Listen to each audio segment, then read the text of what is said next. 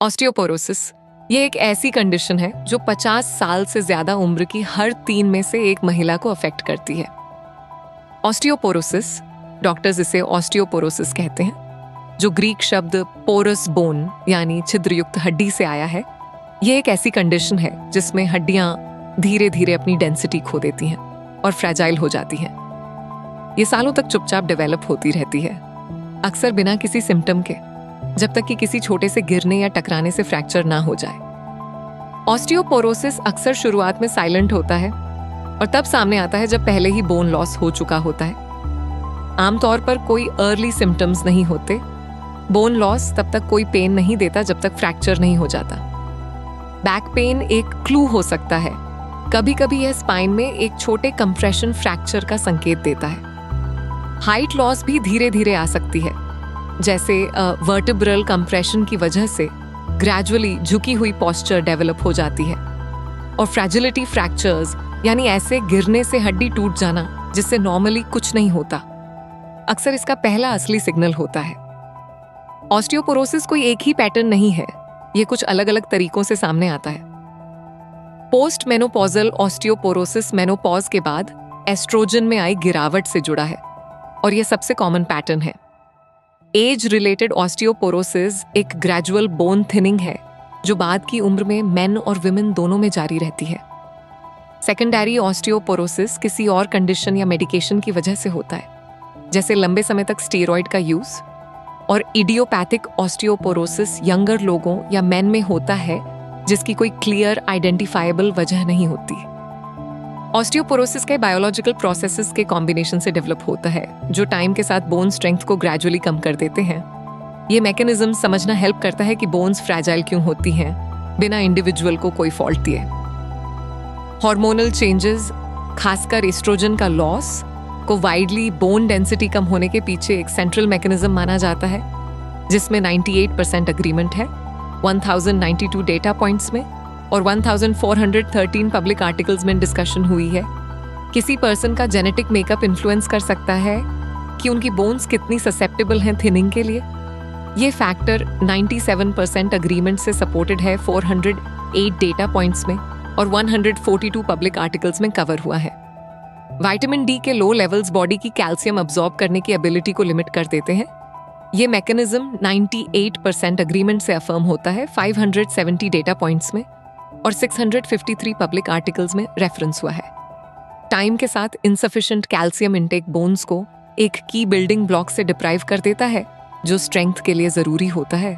इसके लिए 99% अग्रीमेंट है 307 डेटा पॉइंट्स में और 607 पब्लिक आर्टिकल्स में डिस्कशन हुआ है। कॉर्टिकोस्टेरॉइड मेडिकेशंस का extended exposure normal bone remodelling को इंटरफेयर कर सकता है। ये लिंक 99% अग्रीमेंट से कंफर्म होता है 587 डेटा पॉइंट्स में और 187 पब्लिक आर्टिकल्स में कवर हुआ है। टुगेदर ये मैकेनिज्म्स ये दिखाते हैं कि bone loss typically hormonal, genetic, nutritional और मेडिकल फैक्टर्स के इंटरप्ले से होता है, न कि किसी सिंगल कॉज से।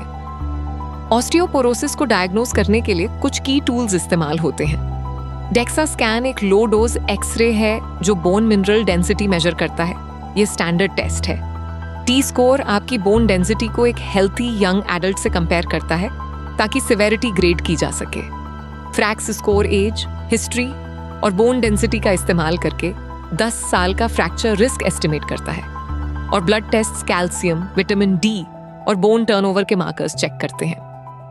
ऑस्टियोपोरोसिस आइडेंटिफाई होने के बाद क्लिनिशियंस ट्रीटमेंट्स की एक रेंज यूज कर सकते हैं जो ऑफ्टन एक स्पेसिफिक सीक्वेंस में इंट्रोड्यूस की जाती है इंडिविजुअल के रिस्क और रिस्पॉन्स के हिसाब से। बिसफॉस्फोनेट्स को टिपिकली फर्स्ट लाइन ऑप्शन माना जाता है जो बोन ब्रेकडाउन को स्लो करके फ्रैक्चर रिस्क कम करते हैं। इसके लिए 407 स्ट्रॉन्ग इंडिकेटर्स हैं 1784 डेटा पॉइंट्स से। दिनोसुमाब को ट्वाइस ईयरली इंजेक्शन के रूप में ऑफर किया जा सकता है जब क्लिनिकली अप्रोप्रिएट हो। फर्दर बोन रिजॉर्प्शन रिड्यूस करने के लिए ये 179 स्ट्रॉन्ग इंडिकेटर्स से सपोर्टेड है 587 डेटा पॉइंट्स से।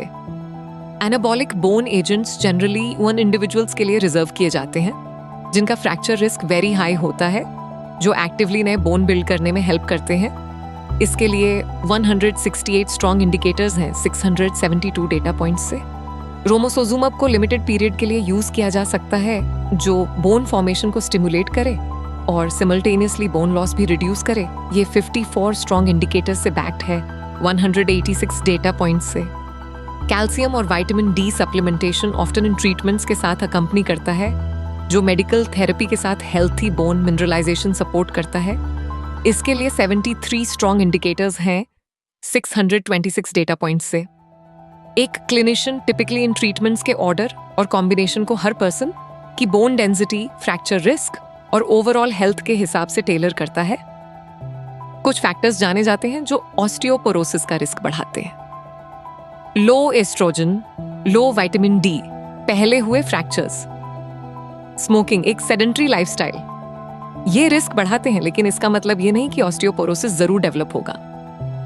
मेडिकल ट्रीटमेंट के साथ साथ रोजाना की हैबिट्स भी बोन स्ट्रेंथ को प्रोटेक्ट करने में रियल रोल निभाती है। वेट बेयरिंग एक्सरसाइज जैसे वॉकिंग, डांसिंग या बस स्टेयर्स चढ़ना हड्डियों पर लोड डालता है और उन्हें सिग्नल देता है कि डेंस रहें, थिन ना हो। ये 90 स्टडीज से बैक्ड है, जिनमें से 9 स्ट्रॉन्ग हैं, जो इसे बोन लॉस को धीमा करने के लिए सबसे बेहतर सपोर्टेड डेली हैबिट्स में से एक बनाता है। पर्याप्त विटामिन डी लेना, चाहे सनलाइट से हो या सप्लीमेंट से, मैटर करता है, क्योंकि यह बॉडी को कैल्शियम एक्चुअली अब्सॉर्ब करने में मदद करता है, ना कि उसे गंवाने में। 73 स्टडीज ने इसे देखा है, जिनमें 12 स्ट्रॉन्ग हैं, जो ये अंडरलाइन करता है कि विटामिन डी बोन हेल्थ के लिए कितना सेंट्रल है। Calcium rich diet, dairy, leafy greens, fortified foods हड्डियों को वो रॉ मिनरल देती है जिसकी उन्हें सॉलिड रहने के लिए जरूरत होती है, क्योंकि कैल्शियम लिटरली बोन टिश्यू का एक बिल्डिंग ब्लॉक है।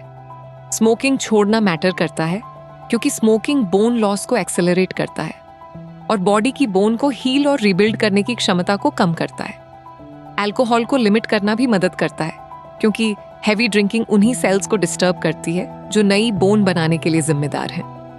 और घर को फॉल प्रूफ करना, रग्स, कोर्ड्स और क्लटर हटाना ट्रिप हैजर्ड्स को कम करता है और डायरेक्टली फ्रैक्चर का चांस घटाता है, जो फ्रैजाइल बोन्स के साथ अक्सर असली खतरा होता है। मेडिकल ट्रीटमेंट के साथ साथ ये simple daily habits bone strength को सपोर्ट करती हैं। कुछ नई हैबिट्स और सप्लीमेंट्स पर स्टडी हो रही है, हालांकि एविडेंस अभी भी डेवलप हो रहा है। Resistance training muscle loading exercise का एक ज्यादा टारगेटेड फॉर्म है, जो शायद जनरल एक्टिविटी से भी ज्यादा स्पेसिफिकली बोन फॉर्मेशन को स्टिमुलेट करे। इसकी 22 स्टडीज हैं, जिनमें 7 स्ट्रॉन्ग हैं। प्रोबायोटिक्स को एक्सप्लोर किया जा रहा है, क्योंकि अर्ली रिसर्च बताती है कि गट बैक्टीरिया बोन मेटाबॉलिज्म को इन्फ्लुएंस कर सकते हैं, हालांकि एविडेंस अभी भी डेवलप हो रहा है।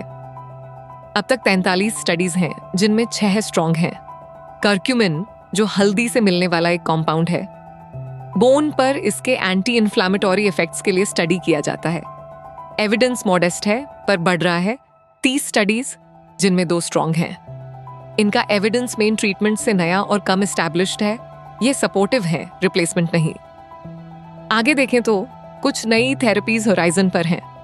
रोमोसोजुमैब को हाई फ्रैक्चर रिस्क वाले लोगों के लिए एक बोन बिल्डिंग ऑप्शन के तौर पर स्टडी किया जा रहा है, और केयर 012 एक इन्वेस्टिगेशनल थेरेपी है, जिसे बोन डेंसिटी पर इसके इफेक्ट्स के लिए एक्सप्लोर किया जा रहा है। अभी अर्ली स्टेज है, पर रिसर्च आगे बढ़ने के साथ इस पर नजर रखना वर्थ है।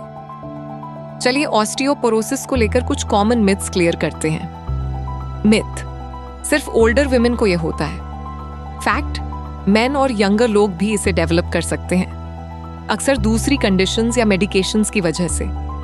मिथ, सिर्फ मिल्क इसे प्रिवेंट करता है। फैक्ट, कैल्शियम मदद करता है, पर bone health vitamin D, exercise और हार्मोन्स के साथ मिलकर काम करने पर डिपेंड करती है। मिथ, कोई सिम्टम्स नहीं मतलब कोई प्रॉब्लम नहीं।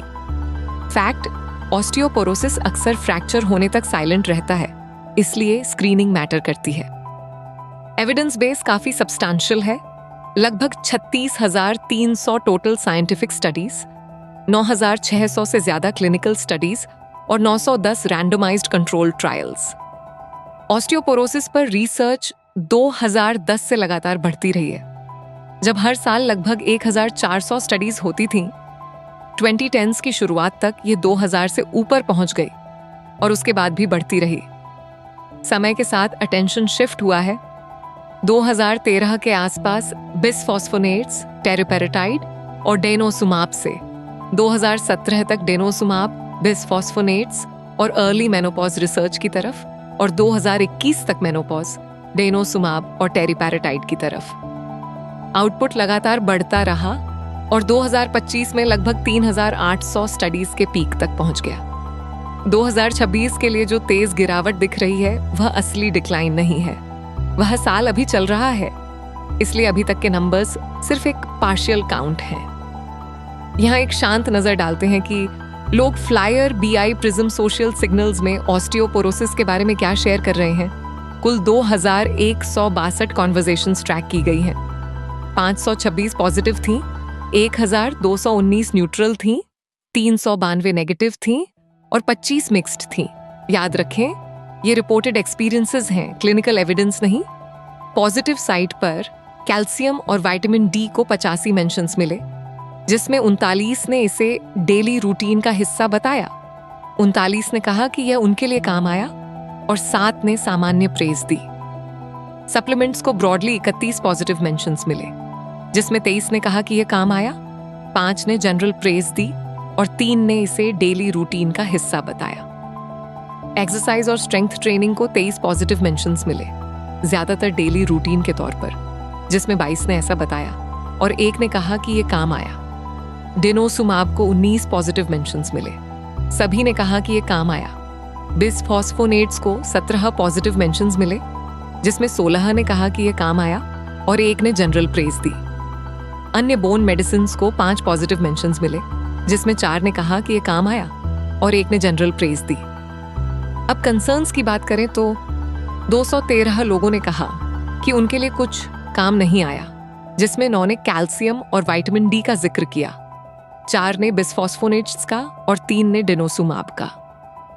79 मेंशंस में धीमे या अब तक कोई चेंज न होने की बात कही गई, जिसमें 3 रोमोसोजुमाब के बारे में थे, एक बिसफॉस्फोनेट्स के बारे में और एक कैल्शियम और विटामिन डी के बारे में।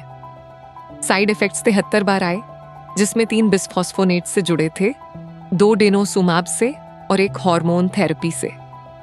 सेफ्टी को लेकर चिंताएं 11 बार सामने आईं, जिसमें 3 बिसफॉस्फोनेट्स के बारे में थीं और 2 कैल्शियम और विटामिन डी के बारे में।